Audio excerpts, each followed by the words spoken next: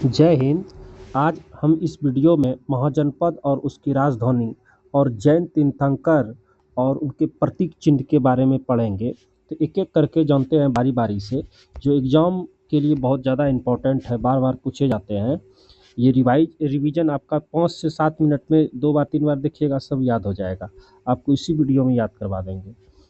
अंग का जो राजधानी है वो चंपा, मगध हो गया गिरिप्रज, मगध गिरिव्रज या फिर राजगिरी है, ये दोनों राजधानी है।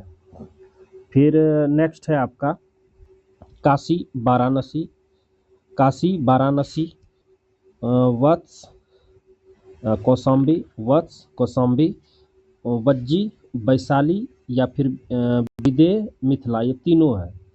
तीनों एक ही नाम है। वैशाली विदेह मिथिला, कोई भी इसमें तीन पूछ सकता है, विदेह भी दे सकता है, मिथिला भी दे सकता है, वैशाली दे सकता है। तीनों राजधानी है, मतलब नाम सिर्फ अलग अलग है। कौशल, कौशल का श्रावस्ती है, कौशल श्रावस्ती। अवंती, देखिए अवंती का उज्जैन और महिष्मती, ये दोनों है। उज्जैन महिष्मती, उज्जैन भी ऑप्शन में रहेगा और महिष्मती भी ऑप्शन में रहेगा, मतलब या तो उज्जैन रहेगा या तो महिष्मती रहेगा। मल, मल का कुशावती, मल कुशावती, मल कुशावती। चेदी, चेदी हो जाएगा शक्तिमती, चेदी शक्तिमती, चेदी शक्तिमती, चेदी शक्तिमती। कुरु, कुरु का हो जाएगा इंद्रप्रस्थ, कुरु इंद्रप्रस्थ, कुरु इंद्रप्रस्थ, कुरु इंद्रप्रस्थ। मत्स्य, मत्स्य का हो जाएगा विराटनगर, मत्स्य विराटनगर। कुल 16 महाजनपद हैं। अस्मक, अस्मक हो जाएगा पोटली, अस्मक पोटली, अस्मक पोटली। पंचाल, अहिछत्र और काम्पिल्य, ये दोनों हैं। अहिछत्र और काम्पिल्य, दोनों में से कोई एक ऑप्शन रहेगा। पूछ देगा पंचाल का राजधानी, या तो काम्पिल्य रहेगा ऑप्शन में, या तो अहिछत्र रहेगा। कंबोज, कंबोज का हो जाएगा हाटक, कंबोज हाटक। सूरसेन, सूरसेन मथुरा, ये तो इजी है, सूरसेन मथुरा।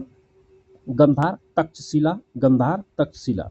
देखिए क्विक रिवीजन एक बार फिर से दोहरा लेते हैं। अंग चंपा, मगध गिरिराज या फिर राजगिरी, काशी वाराणसी, वत्स कौशाम्बी, बज्जी वैशाली, विदेह मिथिला, कौशल श्रावस्ती, अवंती उज्जैन या महिष्मती, मल्ल कुशावती, चेदी शक्तिमती, कुरु इंद्रप्रस्थ, मत्स्य विराटनगर, अस्मक पोटली या पोतन।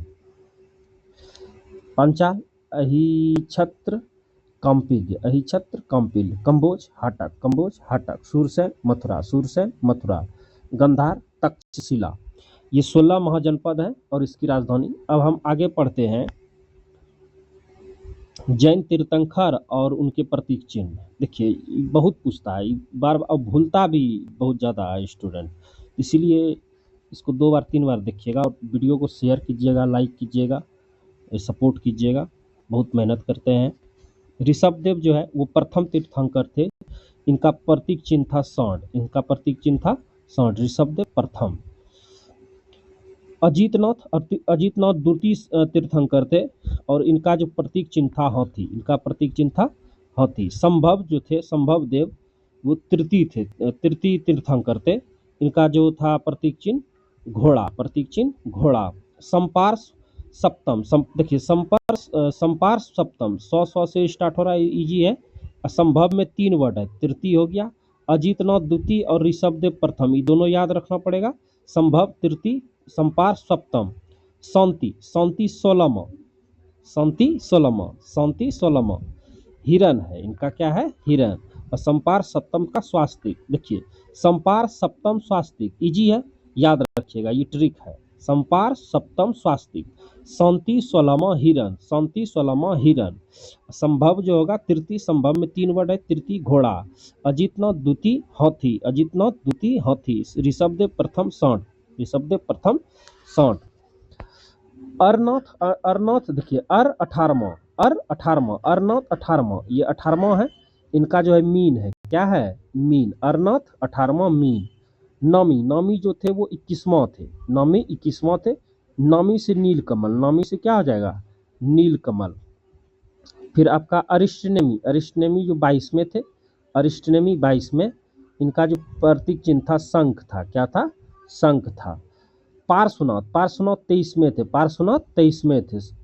संपार सप्तम थे स्वास्तिक, और लेकिन पार्श्वनाथ 23वें सर्प, पार्श्वनाथ 23वें सर्प। अब महावीर जो 24वें तीर्थंकर, सबसे लास्ट तीर्थंकर महावीर, भगवान महावीर थे, 24वें थे। इनका जो पद चिन्ह था, प्रतीक चिन्ह जो था वो सिंह था। क्या था? सिंह था। आशा है कि आप लोग को याद हो गया होगा। नेक्स्ट कुछ मोस्ट इम्पॉर्टेंट नोट्स हैं।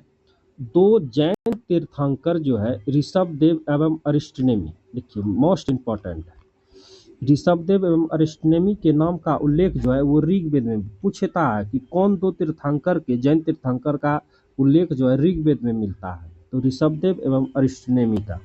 अरिष्टनेमी जो थे, पूछेगा, अरिष्टनेमी को भगवान कृष्ण का निकट संबंधी माना जाता है। भगवान जो कृष्ण थे उनका निकट संबंधी माना जाता है अरिष्टनेमी को।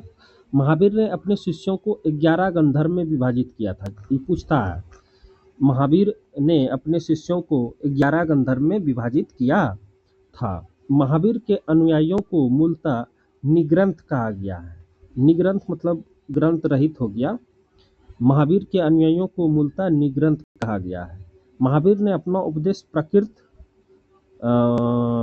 अर्धमगधी भाषा में दिया। हम स्प्रिंट हुआ है, थोड़ा सा याद रखिएगा। प्रकृत अर्धमगधी भाषा में दिया था। उत्तरायण सूत्र में महावीर की शिक्षाओं का वर्णन है, जहाँ भिक्षुओं के आचार संहिता का पालन करने का वर्णन किया गया है। उत्तरायण सूत्र, कौन सा?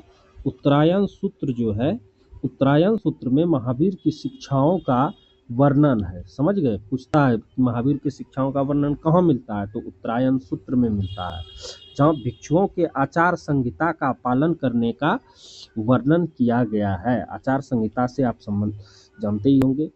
देखिए यहाँ थोड़ा सा हाइड हो गया है, इसमें है कि स्थूलभद्र जो थे वो श्वेतांबर कहलाए। स्थूलभद्र श्वेतांबर का है, जो श्वेत वस्त्र धारण करते थे, और स्थूलभद्र थे, और एक कौन थे?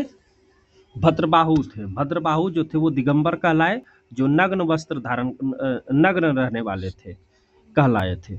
ये दोनों इम्पोर्टेंट पॉइंट्स है, पूछता है लगभग, मतलब पूछ ही देता है। और एक दो पॉइंट और बता देते हैं आपको। स्वामी महावीर के भिक्षुणी संघ की जो प्रधान थी वो चंदना थी। कौन थी? चंदना थी। नेक्स्ट है आपका, अगर देखते हैं तो जैन धर्म के संपादक एवं प्रथम तीर्थंकर जो थे वो ऋषभदेव थे। एक दो पॉइंट और जान लीजिए। कल्पसूत्र जैन परंपरा का सर्वाधिक लोकप्रिय ग्रंथ था। पूछेगा कि जैन परंपरा का सर्वाधिक लोकप्रिय ग्रंथ कौन सा था, तो कल्पसूत्र था। कल्पसूत्र था। इसके एक भाग में जैन धर्म के 24 तीर्थंकरों के जन्म से लेकर निर्वाण तक की विविध घटनाओं का वर्णन किया गया है, और उनके जीवन की 5 प्रमुख घटनाओं को विशेष रूप से प्रस्तुत किया गया है। गर्भाधान, जन्म, गृहत्याग, ज्ञान प्राप्ति व प्रथम उपदेश, यानी ये 5 जो है आपका प्रमुख घटना है जो उसमें दिया गया है। जय हिंद। वीडियो को लाइक कीजिएगा, शेयर कीजिएगा, सब्सक्राइब कीजिएगा, सपोर्ट कीजिए।